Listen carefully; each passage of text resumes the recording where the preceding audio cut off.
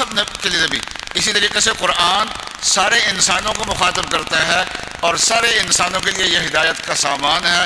جو اس سے فائدہ اٹھائے، ایمان لائے تو پورا فائدہ ہو جائے گا، نجات مل جائے گی. ایمان لائے اور عمل کرے اس پہ تو زیادہ فائدہ ہوگا.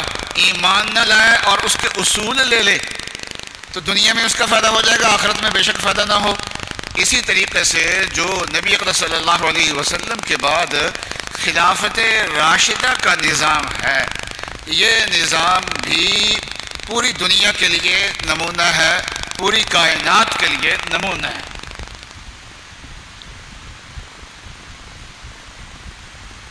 سب کے لیے نمونہ ہے. ایسا نظام حکومت قائم کیا ہے. تو نظام حکومت کی بنیاد کیا ہے؟ خاندان کی بنیاد پہ امیر منتخب نہیں ہوگا. خاندان میں عیار نہیں ہے، نہ خاندان کی نفی ہے کہ خاندان کو نہ دینا حکومت، نہ یہ ہے کہ خاندان کو دینا. اصل میں عیار صلاحیت ہے، اور اس صلاحیت کا انتخاب کون کرے گا تو یہ عامت الناس پہ چھوڑ دیا گیا. وَأَمْرُهُمْ شُورَى بَيْنَهُمْ کہ مشورہ ہوگا. یہ بنیادی اصول تو اللہ نے دیا ہے، لیکن یہ ہے کہ وہ مشورے کے لیے اجلاس کون بلائے گا؟ یہ اختیار کس کے پاس ہے؟ مشورے کا طریقہ کیا ہوگا؟ کیا پرچیاں ڈالی جائیں گی یا ہاتھ کھڑے کیے جائیں گے؟ اور کتنے لوگوں سے مشورہ لینا ہے؟ عامت الناس سے مشورہ لینا ہے یا ہر قبیلے کا جو بڑا سردار ہے ان کو، سرداروں کو اکٹھا کر لیں، وہ قوموں کے جو نمائندے ہیں ان نمائندوں کو اکٹھا کر لیں، ان سے مشورہ لے لیں؟ یہ تفصیلات نہ قرآن نے بیان کی، نہ نبی اکرم صلی اللہ علیہ وسلم نے بیان فرمائی. جب آپ کا انتقال ہوا ہے تو یہ چیز طے نہیں تھی کہ مشورہ بلانا کس نے ہے، مشورہ کے لیے اجلاس کس نے بلانا ہے، یہ بات بھی طے نہیں تھی. کیوں؟ اس لیے کہ اللہ تعالیٰ یہ چاہتے ہیں کہ بنیادی مقصد تو ہو لیکن طریقہ کار میں مقید نہ کیا جائے. دنیا جو ہے وہ طریقہ کار بعد میں اپنی ثوابدید سے، اپنے مشورے سے، زمانے کے گزرنے سے طے کرتی رہے اور نظام بدلتا رہے. لیکن بنیادی جو تصور ہے کہ جو امیر بنے وہ مسلمانوں کے مشورے سے بننا چاہیے، ڈنڈے کے زور سے نہیں بننا چاہیے، اولاد کی بنیاد پہ، وراثت کی بنیاد پہ نہیں بننا چاہیے. ہاں خاندان کا آدمی اہل ہو، چنانچہ 4 خلفاء آئے ہیں وہ آپ کے خاندان سے تعلق رکھتے ہیں، لیکن خاندان کی بنیاد پہ نہیں ہے بلکہ اہلیت کی بنیاد پہ.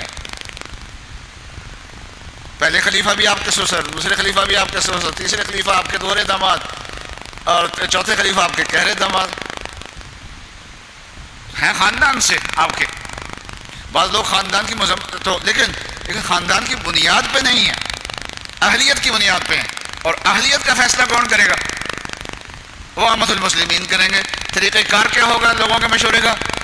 تو آل رسول کی وفات کے بعد کچھ اور طریقہ تھا، اور حضرت ابوبکر نے وفات سے پہلے مشورہ کر کے ایک آدمی کو طے کر دیا تھا. حضرت عمر نے 6 آدمیوں کی کمیٹی بنا دی تھی. حضرت عثمان شہید ہو گئے، اس وقت تک کوئی چیز طے نہیں ہوئی تھی. اور حضرت علی رضی اللہ تعالیٰ عنہ نے بھی حضرت صلی بڑا طریقہ اختیار کیا کہ کسی کو بھی نامزد اپنی زندگی میں مشورہ کر کے بھی نامزد نہیں کیا. حضرت ابوبکر صدیق نے نامزد تو کیا حضرت عمر کو، لیکن یہ ہے کہ مشورہ کر کے نامزد کیا تھا. یعنی یوں کہیے کہ انتخاب پہلے کروا لیا تھا، اپنی وفات سے بھی پہلے حضرت عمر کا انتخاب لوگوں سے کروا لیا تھا، لوگوں سے مشورہ پہلے سے لے لیا تھا.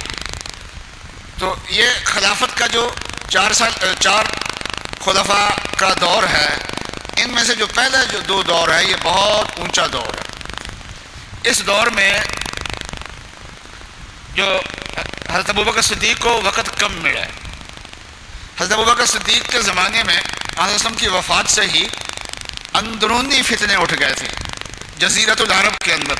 کچھ مسلمان جو تھے وہ اسلام سے منحرف ہو گئے تھے، کچھ نے حکومت کا مالیاتی نظام، زکوٰۃ کا نظام ماننے سے انکار کر دیا تھا.